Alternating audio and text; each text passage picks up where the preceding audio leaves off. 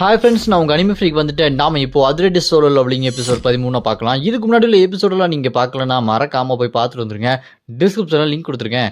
சரி வாங்க நம்ம இந்த எபிசோடுக்குள்ளே போகலாம். அதுக்கு முன்னாடி போன எபிசோட் கடைசியில் நம்ம யூகாக்கு நம்ம ஹீரோ பயங்கரமான ஒரு வெப்பனை செஞ்சு கொடுத்துருப்பாப்ல. அதை வச்சு அந்த ஆலிவர் தோக்கடிச்சதுக்கப்புறம் அந்த இடத்துல பயங்கரமான ஒரு வெளிச்சம் வந்து அந்த ஆலிவர் அப்படி வெடிச்சு சதருவான். அந்த இடத்துக்கு யார் வருவான்னு பார்த்தா அந்த கிரிம்சன் ஐ, உலகத்திலே அழிக்கக்கூடிய ரொம்ப பயங்கரமான ஒரு மான்ஸ்டர் அங்கே வந்து நிற்கும். இதுனடா இங்கே வந்துச்சு அப்படி சொல்லிட்டு எல்லாமே பயந்து பார்க்கும்போது அதோட போன எபிசோட் முடிஞ்சிருக்கும். வாங்க நம்ம இந்த எபிசோட்ல என்ன நடந்துட்டு பார்க்கலாம். இந்த எபிசோட் ஸ்டார்டிங்ல மிகப்பெரிய போர்ட்டல் ஓபன் பண்ணி அந்த கிரிம்சன் ஐன்ற பயங்கரமான மான்ஸ்டர் அங்க வந்து நின்றுருக்கும். அதை பார்த்துட்டு யூகா பொண்ணும் ஸ்டீவும் என்னது இது, இந்த கிரிம்சன் ஐ எப்படி இந்த இடத்துக்கு வந்தது அப்படி சொல்லிட்டு பயந்து போய் பார்த்துட்டு இருப்பாங்க. அங்க பார்த்தா பின்னாடி மக்கள்லாம் ஐயோ மான்ஸ்டர் வந்துருச்சு எல்லாருமே ஓடுங்க அப்படி சொல்லிட்டு அவங்க ஓட ரெடியா இருக்கும்போது அந்த கிரிம்சன் ஐ மான்ஸ்டர் அதோட வாயை பொழந்து நெருப்பை கக்க ஆரம்பிக்குது. அதுல இருந்து பயங்கரமான நெருப்பு அப்படி வெளியே வருது.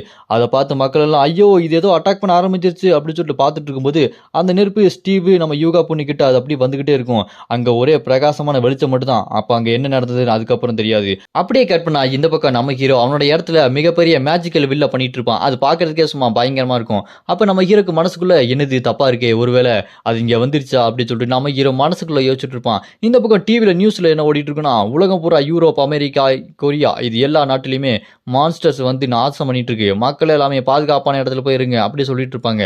அப்படி இந்த பக்கம் பார்த்தா லிப்ரா கில்ட சேர்ந்த செய்தி தொடர்பாளர் ஒரு பொண்ணு எல்லா பிரஸ் மீட்டையும் கூப்பிட்டு நாங்க எல்லாருமே மான்ஸ்டரை கொல்றதுக்கு உதவியா இருப்போம் அப்படின்னு சொல்லிட்டு அவ சொல்லிட்டு இருப்பா. அது எல்லாத்தையுமே நம்ம ஹீரோ அங்க ஹீரோட ஃப்ரெண்டு ஹேலி எல்லாமே ஒரு மிகப்பெரிய மிரர்ல பார்த்துட்டு இருப்பாங்க. அப்ப நம்ம ஹீரோட ஃப்ரெண்டு ஹீரோ கிட்ட எப்படி அந்த கிரிம்சன் ஐயா நீ தான் கொண்டுட்டல, டவருக்குள்ள வச்சு அதை கொண்டல அப்படின்னு சொல்லும்போது நம்ம ஹீரோ அங்க ஹேலி கிட்ட ஆமா அந்த கிரிம்சன் ஐயோட தலையை நீங்க வெளியே எடுத்துட்டு வந்தீங்களா, அந்த தலை எங்க அப்படின்னு சொல்லிட்டு கேட்டோன்னே அதுக்கு அங்க ஹேலி அதுவா அதை யார் வச்சுக்கிறதுன்னு சொல்லிட்டு ஒரு மிகப்பெரிய சண்டையே போயிட்டு இருந்தது. கடைசியில் அது யாருக்குமே வச்சுக்க வேண்டாம், நம்ம அதை சீல் பண்ணி கடல் கடியில புதைச்சிடலாம் அப்படின்னு சொல்லிட்டு லிப்ராவோட அந்த ஜெனிஃபர் தான் சொன்னா அப்படின்னு சொல்லிட்டு ஹேலி சொன்னோன்னே அதை கேட்டு ஹீரோட ஃப்ரெண்டு அவ சொன்னதை செஞ்சியா விளங்குன மாதிரி தான் அப்படின்னு சொல்லிட்டு அவன் யோசிச்சுட்டு இருப்பான். அப்போ இந்த பக்கம் நம்ம ஹீரோ ஹேலி கிட்ட இங்க பாரு எனக்கு நீ உதவி பண்ணணும், உன்னோட மேஜிக் பவர் எனக்கு தேவைப்படுது, கொஞ்சம் உதவி பண்ணுவியா அப்படின்னு கேட்டோன்னே அவர் ரொம்ப வெக்கப்பட்டுட்டு இவ்வளோ க்ளோஸா என்கிட்ட வந்து பேசுறீங்களே எனக்கு வெக்கமா இருக்கு அப்படின்னு சொல்லும்போது நம்ம ஹீரோ அப்படி லவ் பண்ற மாதிரி வெக்கப்பட்டு எனக்கு ஒரு உதவி வேணும், உன்னோட அந்த மேஜிக் பொருளெல்லாம் வச்சு ஒரு பயங்கரமான பாதுகாப்பு உருவாக்கணும் அப்படின்னு சொல்லும்போது அதை கேட்டு நம்ம ஹேலியும் கண்டிப்பா கண்டிப்பா அதை என்கிட்ட விட்டுருங்க நான் பாதுகாப்பு உருவாக்குறேன் அப்படின்னு சொல்லிட்டு அவரோட அந்த மேஜிக் பொருளில் இருக்கிற பொட்டியில் எடுத்து எல்லாத்தையுமே என்ன இருக்குன்னு சொல்லிட்டு பார்த்துட்டு இருப்பா. அப்போ அவரோட அந்த சப்கார்டு வந்துட்டு என்ன பண்ணிட்டு இருக்கீங்க, மேஜிக் பொருளெல்லாம் வேஸ்ட் ஆக்காதீங்க அப்படின்னு சொல்லும்போது சும்மா இருறா என்கிட்ட லியோ ஹெல்ப் கேட்டிருக்கான் அதனால நான் என்ன வேணா பண்ணுவேன் அப்படின்னு சொல்லும்போது நம்ம ஹீரோ ஹேலி கிட்ட அவரோட அந்த மந்திர பொருளை வச்சு நம்ம ஹீரோட அந்த பில்டிங்கை சுற்றி பாதுகாப்புக்கு அந்த மந்திர சக்தி உள்ள பொருட்களை வைக்க சொல்லியிருக்கான். அந்த மந்திர சக்தி உள்ள பொருளை எடுத்து தேடிட்டு இருக்கும்போது அப்போதான் அந்த சப்கார்டு நீங்க அந்த மாதிரி பண்ணீங்கன்னா நம்மளோட அந்த மந்திர சக்தி உள்ள பொருள்லாம் வேஸ்ட்டாக போயிருமே அப்படின்னு சொல்லும்போது போனா போட்டுண்டா நீ பேசாம இருடா அப்படின்னு சொல்லி அவள் கத்திக்கிட்டு இருப்பா.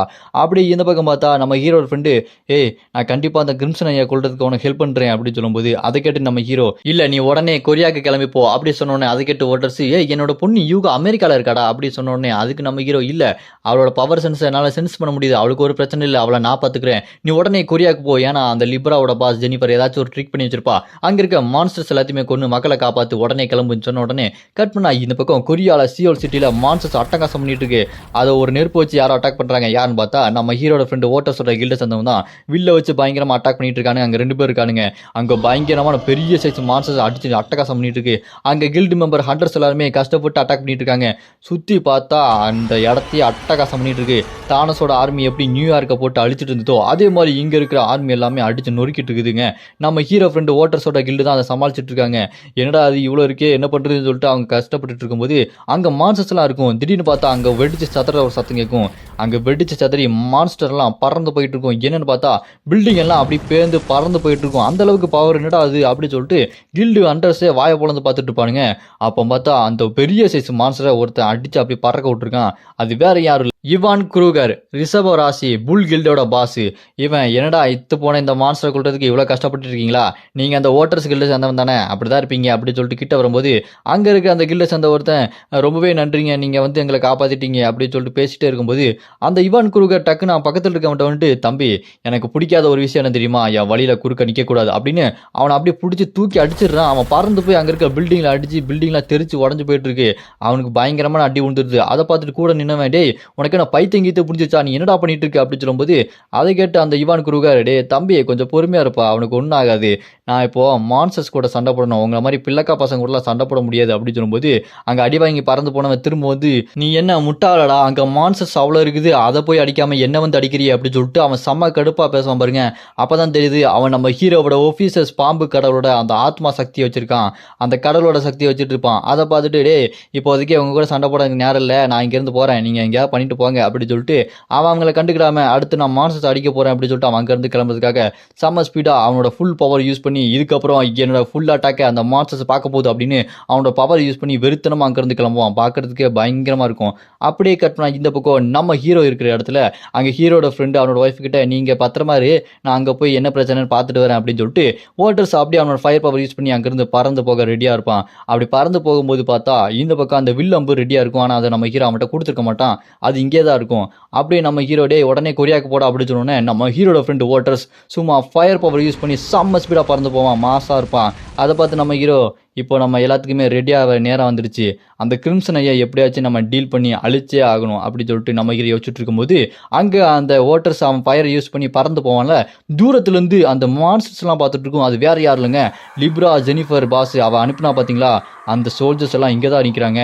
அவங்கெல்லாம் டேய் அந்த வாட்டர்ஸ்லாம் இங்கேருந்து கிளம்பிட்டான் அப்படின்னா அவன் தனியாக தான் இருப்பான் அப்படின்னா அவனை போய் அடிச்சு நொறுக்கலாம், பேட்டில் ஸ்டார்ட் பண்ணுங்கடா அப்படி சொல்லும்போது நம்ம ஹீரோ இருக்கிற அந்த தீவை சுற்றி எல்லாருமே சுற்றி வளைச்சிருவானுங்க.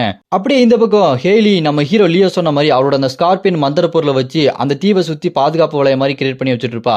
அதெல்லாம் வரிசா வச்சுட்டு இருக்கும்போது அப்போ நம்ம ஜவுன் அங்கிள் இருக்கான் பாருங்க, அவன் ஹேலி கிட்ட, நீ இந்த மாதிரி மந்திர பொருளெல்லாம் சுற்றி வச்சுட்டு இருக்கியே, வெளியே உள்ள ஏதாச்சும் பவர்ஃபுல்லான ஒரு பீஸ்ட் எது வந்தால் இது என்ன ஆகும் அப்படின்னு சொல்லும்போது அது இருக்க அந்த ஸ்கார்பியனோட அந்த சப்கார்ட் இருக்கான் பார்த்தீங்களா, அவன் என்ன ஆகும், எல்லாமே வெடிச்சு சதறுவோம், மந்திர பொருளாக வேஸ்ட்டாக போகும் அப்படின்னு சொன்னோன்னே அதை கேட்டுட்டு ஹேலியும், உடஞ்சா உடையுது, என்னோட லியோவுக்காக நான் என்ன வேணா பண்ணுவேன் அப்படின்னு சொல்லும்போது அதை கேட்டு ஜவுன்னு, இவளுக்கு என்னாச்சு, ஏன் கொஞ்சம் கூட யோசிக்க மாட்டேறா அப்படின்னு சொல்லும்போது உடனே அந்த சப்கார்டு, எங்களோட ராணி அவங்க முடிவு பண்ணிட்டாங்க போல இருக்கு, அதுக்கப்புறம் அவங்களோட முடிவை எங்களால் தடுத்து நிப்பாட்ட முடியாது அப்படின்னு அவன் சொல்லிட்டு இருப்பான்.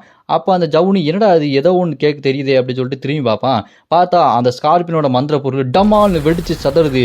ஒன்றும் இல்லை, அங்கே இருக்க எல்லாமே டம் டம் டம் டம்னு வெடிச்சு சதறிக்கிட்டே இருக்கும்.